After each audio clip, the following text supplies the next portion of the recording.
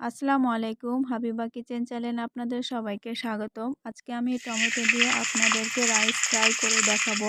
এর জন্য চুলাতে একটি প্যান বসিয়ে দিয়ে দিয়েছি তেল। তেলটা গরম হওয়ার পর আমি পেঁয়াজ কুচি এবং কাঁচামরিচ কুচি দিয়ে দিয়েছি।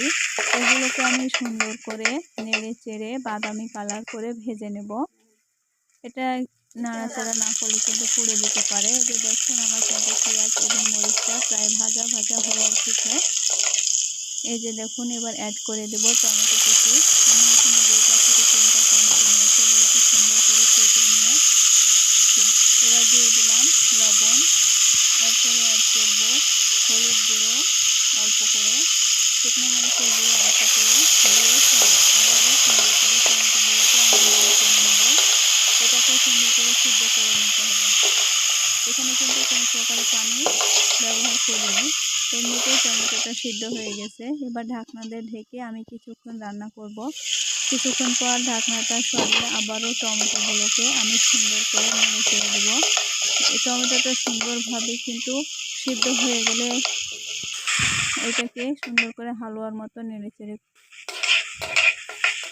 গলিয়ে দিতে হবে। যে ঠিক এইভাবে আমার কিন্তু টমেটোটা হয়ে এসছে। এবার দিয়ে দিলাম রাইস।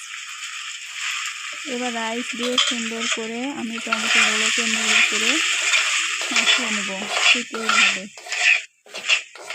এই যে দেখুন, এক পর্যায়ে কিন্তু এটা দেখতে এতটাই সুন্দর লাগবে, এতটাই ভালো লাগবে যে আপনারা অবাক হয়ে যাবেন। আপনারা চাইলে এটা বাসায় বানিয়ে খেতে পারেন। এটা একেবারেই সহজ, খুব একটা জটিল না। আর এটা এতটাই টেস্টি যে একবার বানিয়ে খেলে আবারও মন চাইবে বারবার খেতে। এটা একটু অনবরত নাড়তে হবে, না হলে কিন্তু লেগে যেতে পারে। এই যে দেখুন, সুন্দর একটা কালারে চলে এসছে, হলুদ কালার, দেখতে অনেক সুন্দর লাগছে, ভালো লাগছে।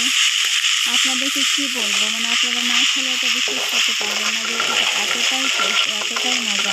আপনারা অবশ্যই বাসাতে এটা ট্রাই করবেন। আমার ভিডিওটা কেমন হলো অবশ্যই আপনারা লাইক, কমেন্ট, শেয়ার করে দেবেন। আপনারা সবাই আমার পাশে থেকে আমাকে সাপোর্ট করবেন। আমার ভিডিওটি সম্পূর্ণ দেখার জন্য আপনাদেরকে ধন্যবাদ।